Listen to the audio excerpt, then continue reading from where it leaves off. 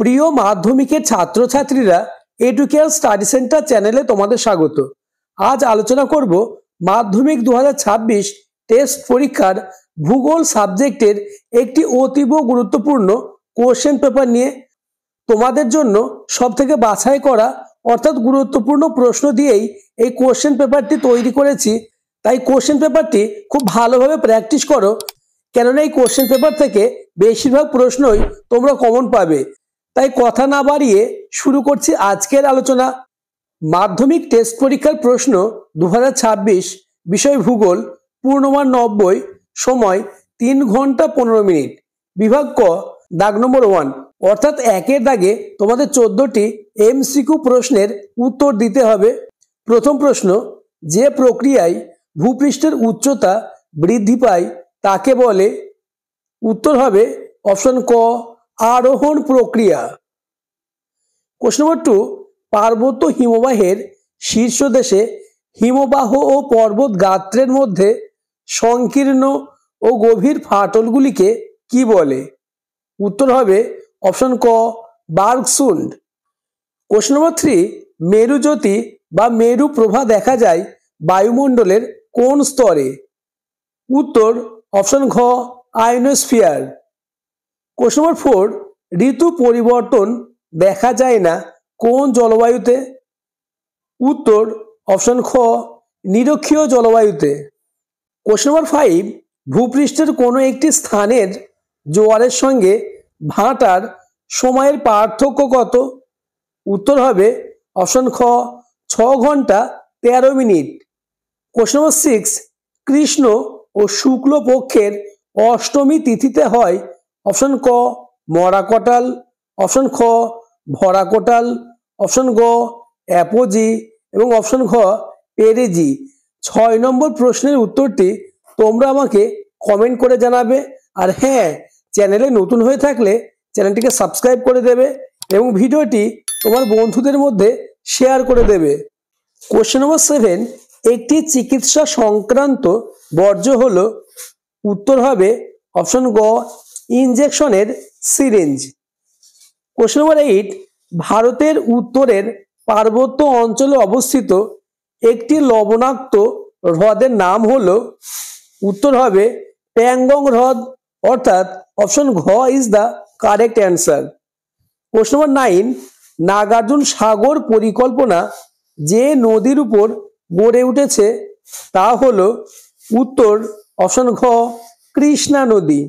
Question number 10, ভারতের বৃহত্তম বহুমুখী নদী পরিকল্পনা হলো? উত্তর হবে অপশন ক, ভাকরা নাঙ্গাল। কোশ্চেন নম্বর 11, ভারতের কেন্দ্রীয় কার্পাস গবেষণা কেন্দ্রটি অবস্থিত? উত্তর নাগপুরে, অর্থাৎ অপশন খ। কোশ্চেন নম্বর 12, ভারতের মৃত্তিকা সংরক্ষণে একটি গৃহীত পদ্ধতি হলো? উত্তর হবে অপশন গ, ফালি চাষ। কোশ্চেন নম্বর 13, একটি শিকড় আলগা শিল্প হলো? উত্তর অপশন খ, কার্পাস। কোশ্চেন নম্বর 14, অর্থাৎ তোমাদের এমসিকিউ প্রশ্নের লাস্ট প্রশ্ন, ভারতীয় জরিপ বিভাগের সদর দপ্তর কোথায় অবস্থিত? উত্তর হবে অপশন ঘ, দেরাদুনে। 14টি প্রশ্নের মধ্যে কতগুলি প্রশ্ন তুমি নিজে থেকে পেরেছো তা আমাকে কমেন্ট করে জানাবে। বিভাগ খ, দাগ নম্বর 2, নিম্নলিখিত প্রশ্নগুলি শুদ্ধ হলে পাশে সু এবং অশুদ্ধ হলে পাশে অ লেখো। প্রথম প্রশ্ন, উষ্ণ মরু অঞ্চলে বায়ুর কাজই প্রধান? উত্তর হবে শুদ্ধ। দ্বিতীয় প্রশ্ন, হিমরেখার উপর থেকে নদীর কাজ শুরু হয়? উত্তর হবে অশুদ্ধ। কোশ্চেন নম্বর 3, সমুদ্র বায়ু সন্ধ্যাবেলায় প্রবাহিত হয়? উত্তর হবে শুদ্ধ। কোশ্চেন নম্বর 4, প্রশান্ত মহাসাগরে সৃষ্ট এল নিনোর প্রভাবে দক্ষিণ আমেরিকা পশ্চিম উপকূলে খরা সৃষ্টি হয়? উত্তর হবে অশুদ্ধ। কোশ্চেন নম্বর 5, গোদাবরী নদী গ্রস্ত উপত্যকার মধ্য দিয়ে প্রবাহিত? উত্তর অশুদ্ধ। কোশ্চেন নম্বর 6, তিস্তা নদীর উৎপত্তি জেমু হিমবাহ থেকে? উত্তর হবে শুদ্ধ। কোশ্চেন নম্বর 7, অর্থাৎ সত্যমিথ্যার লাস্ট প্রশ্ন, মহাকাশে প্রেরিত ভারতের প্রথম কৃত্রিম উপগ্রহের নাম অ্যাপোলো। উত্তর হবে অশুদ্ধ। দাগ নম্বর 2.2 উপযুক্ত শব্দ বসিয়ে শূন্যস্থান পূরণ করো, যে কোনো 6টি। প্রথম প্রশ্ন, পার্বত্য প্রবাহে নদী উপত্যকায় সৃষ্ট গর্তকে ড্যাশ বলা হয়। উত্তর হবে মন্থকূপ। কোশ্চেন নম্বর 2, বায়ু প্রবাহ ও সমুদ্র স্রোত বিক্ষিপ্ত হয় ড্যাশ শক্তির প্রভাবে। উত্তর কোরিওলিস। কোশ্চেন নম্বর 3, ল্যাব্রাডর স্রোতের জলের রং ড্যাশ। উত্তর সবুজ। কোশ্চেন নম্বর 4, ফ্লাই অ্যাশ ব্যবহৃত হয় ড্যাশ শিল্পে।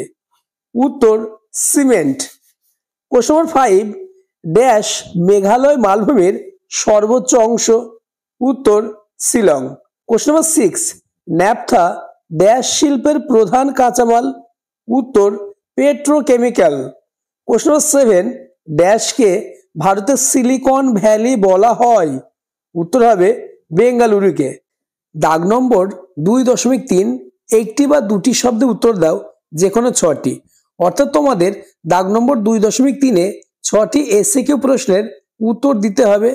এসএকিউ প্রশ্ন আলোচনার আগে চ্যানেলে নতুন হয়ে থাকলে চ্যানেলটিকে সাবস্ক্রাইব করে দেবে এবং ভিডিওটি তোমার বন্ধুদের মধ্যে শেয়ার করে দেবে।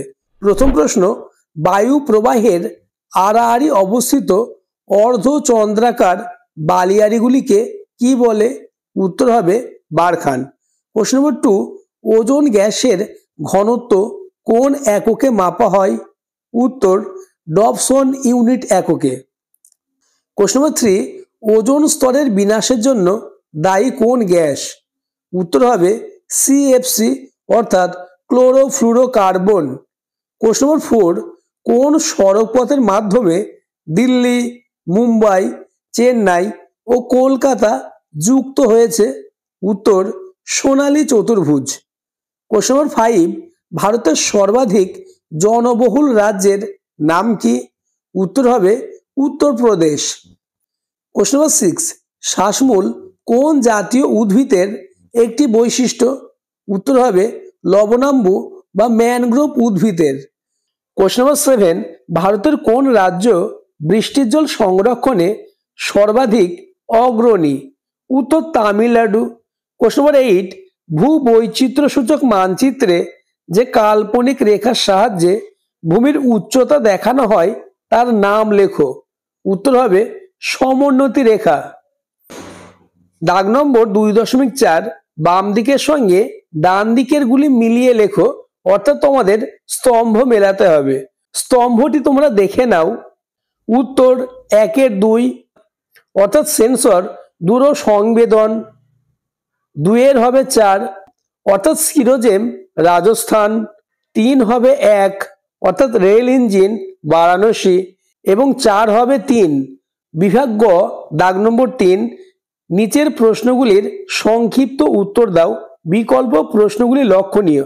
অর্থাৎ দাগ নম্বর 3-এ তোমাদের 2 মার্কের 6টি প্রশ্নের উত্তর দিতে হবে। আমি তোমাদের জন্য মোস্ট ইম্পর্টেন্স অর্থাৎ বাছাই করা 2 মার্কের প্রশ্নই দিয়েছি, যেগুলি থেকেই তোমাদের টেস্ট এবং ফাইনাল পরীক্ষায় কমন আসবেই। প্রথম প্রশ্ন, ষষ্ঠ ঘাতের সূত্র কি? অথবা গিরিখাত ও ক্যানিয়ন এর মধ্যে পার্থক্য লেখো। দ্বিতীয় প্রশ্ন, ঘূর্ণবাতের চক্ষু বলতে কি বোঝো? অথবা অ্যাপোজিজোয়ার কাকে বলে? কোশ্চেন নম্বর 3, বর্জ্যের পৃথকীকরণ কি? অথবা তেজস্ক্রিয় বর্জ্য বলতে কি বোঝো?